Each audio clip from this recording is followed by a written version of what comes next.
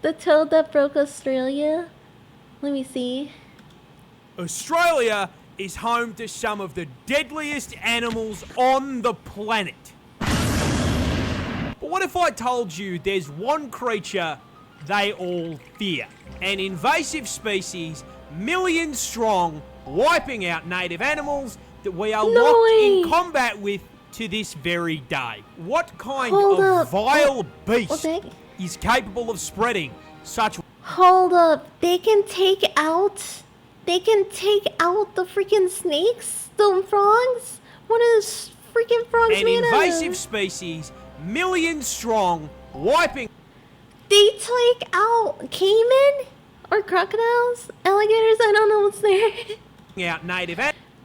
This strong snake that we literally just saw isn't no match against this frog. It's insane. Animals that we are locked in combat with to this very day. What kind of vile beast is capable of spreading such reckless hate?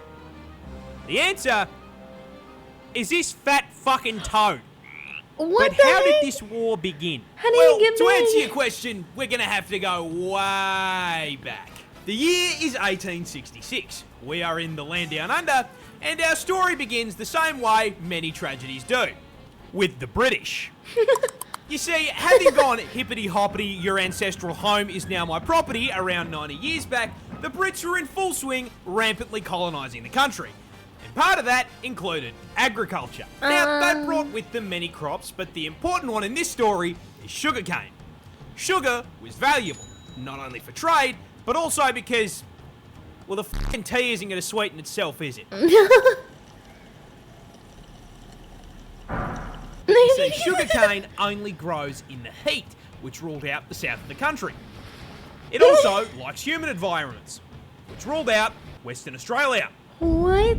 Which left them with one Hold up. So there's different climates in Australia? They got literal Mad Max, desert dryness, no water. And then they got literal, what? which ruled out the south of the country. This? What is this? What type of climate is this? In freaking Australia? It also likes humid environments, which ruled out Western Australia. Which left them with one option. And so, the cane farmers loaded up their first Stardew Valley save in Queensland in 1866. But the farmers ran into an issue. You see, Queensland is home to these nifty little bugs called Dermalopida albahertum. These are native beetles that hit their macros by munching on plant leaves.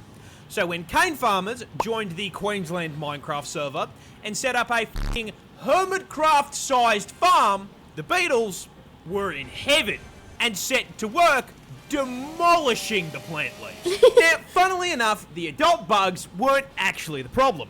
Sugarcane leaves hold full value. But the problem is that with such an abundant food source, the bugs started multiplying, laying their eggs around the base of the plants. These eggs hatched into larvae.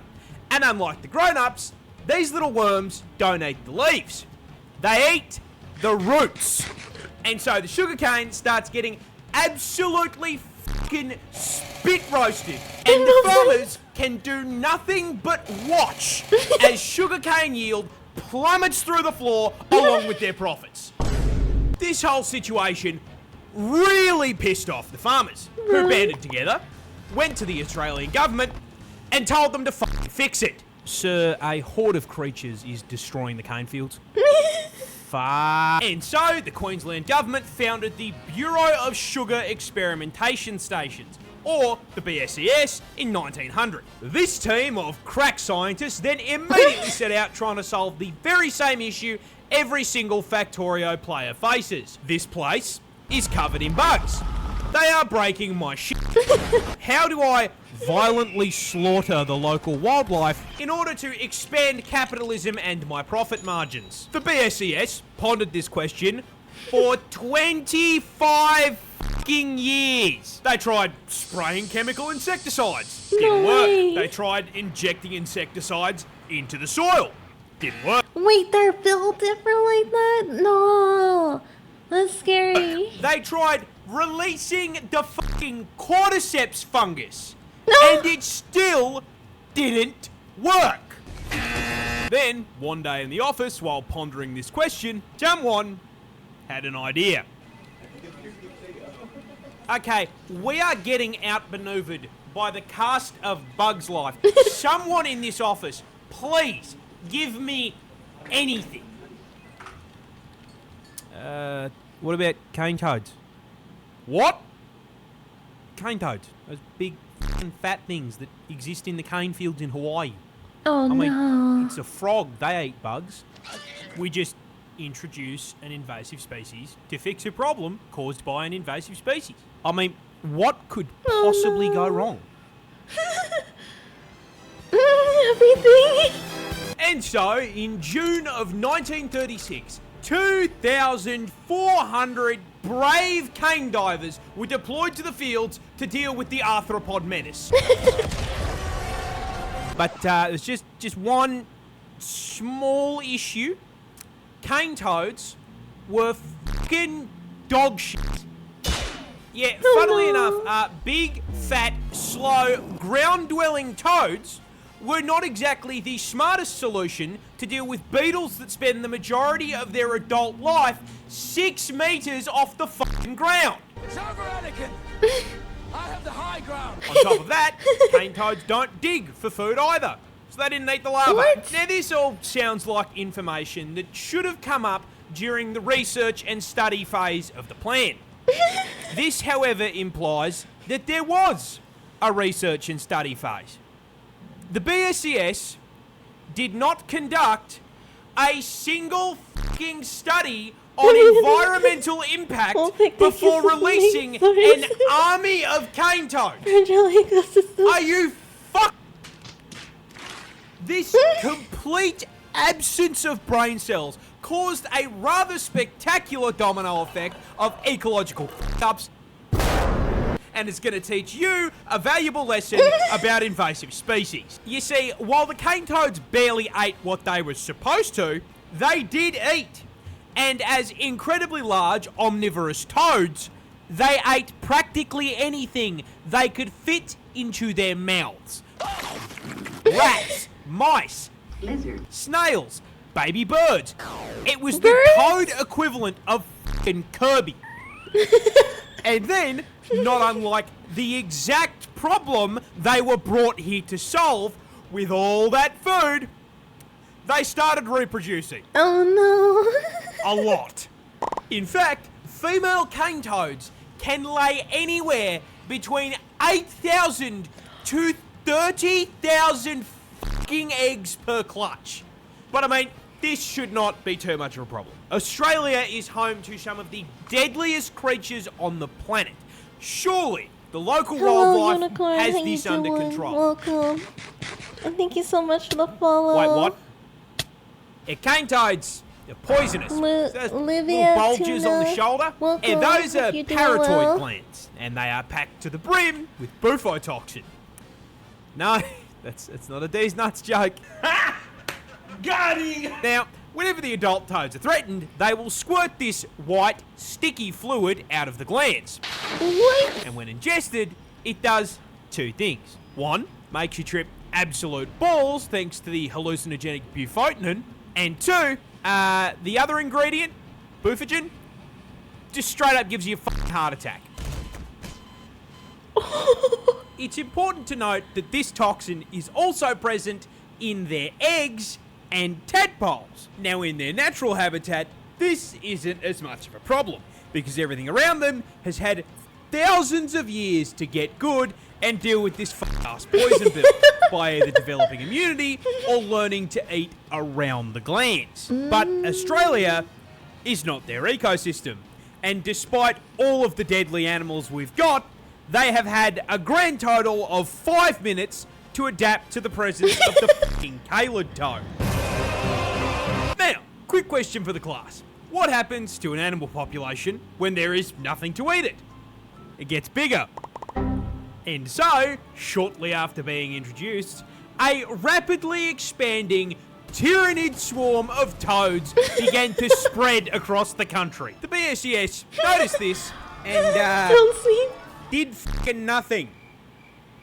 Because it technically didn't affect the sugarcane. The swarm spread further, occupying all inhabitable parts of Queensland, and they were laying so many fucking eggs that their clutches began polluting the waterways like a bufotoxin teabag, killing native fish as well as any animals that drank from the water.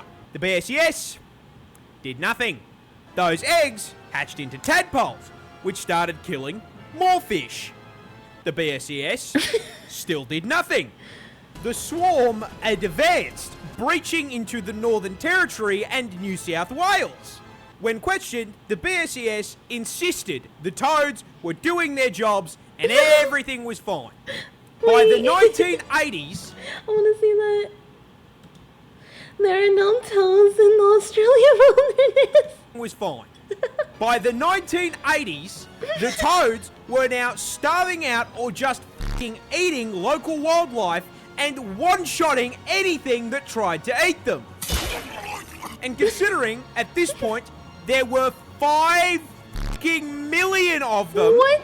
that happened a lot. So, with local wildlife being absolutely fucking decimated, the BSES was forced to acknowledge that maybe, just maybe, Listen, we fucked up. but, oh well, everyone makes mistakes, nothing we can do about it. No, they left it for the government to clean up. Sir, a second horde of creatures has escaped the cane field.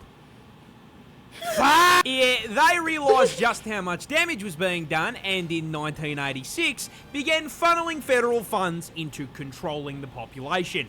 They tried trapping and physically removing the toads, but unless they had 5 million traps, that wasn't going to do shit. Biological warfare was proposed in the form of releasing viruses and parasites, but was shot down because it would do just as much damage to the native wildlife. And so, the toad front continues to advance to this day. So where does that leave us? Short answer is kind of fucked. Cane toads now threaten a total of 75 native species, and they've even driven populations of animals like the northern quoll to complete extinction in parts of the country they infest. And with the population now sitting at 200 fucking million toads, that infestation is spreading, with predictions showing they will be fucking up ecosystems in 5 states in the near future. And given that they have amassed a population 10 times the size... Wait, how fast do they move? This line moves. And given that they have amassed a population in the near future... This line moves 100 kilometers per year. Wow. So they're just spreading. Oh my goodness. R.I.P. And given that they have amassed a population 10 times the size of the humans in Australia, the government has completely fucking abandoned the fight for eradication, switching focus to harm reduction, using bait toads covered in non-lethal but unpleasant substances to try to teach local wildlife that toad bad. On top of this, the government has encouraged the broader public to, just fucking kill the toads. You are supposed to do it humanely by catching them and sticking them in a freezer for 48 hours, but, most people don't want a frog. I want to make it very clear. I do not condone this. It's cruel, but it happens. Taking up their freezer space. Yeah. So they just use a golf club or a car. In my car. And with this being Australia, our wildlife is also putting up a fight. Keelback snakes, for example, are immune to their venom, and Ricali and magpies have learned to flip them onto their backs before getting to feed. Now, jokes aside, you want to know who I feel genuinely f***ing awful for? The toads. They didn't ask for any of this shit. They just got dumped onto a random island and did their thing, and now they are being actively hunted. No.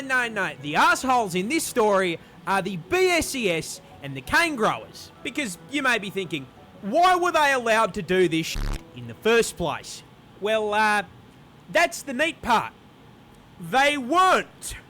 The federal government banned the f***ing idea when they came up for it in 1935, based on the advice of entomologists who rightly presumed this the is toads stupid. would become a big... This great toad, immune from enemies, omnivorous in its habitats, and breeding all year round, may become as great a pest as the rabbit or cactus. Walter W. Froggatt. bigger f***ing issue than the beetles. But the BSCS and the cane growers lobbied to have the ban lifted in 1936. We are stuck in permanent toad combat. Suffering builds character, suffering builds character, suffering builds character, suffering builds character. Because these dickheads looked at scientific advice and went, nah-uh. You have got to be fucked. Thanks for watching. G'day, Merry Christmas, Happy Holidays, and thank you so much for watching. This is so nice. I like that.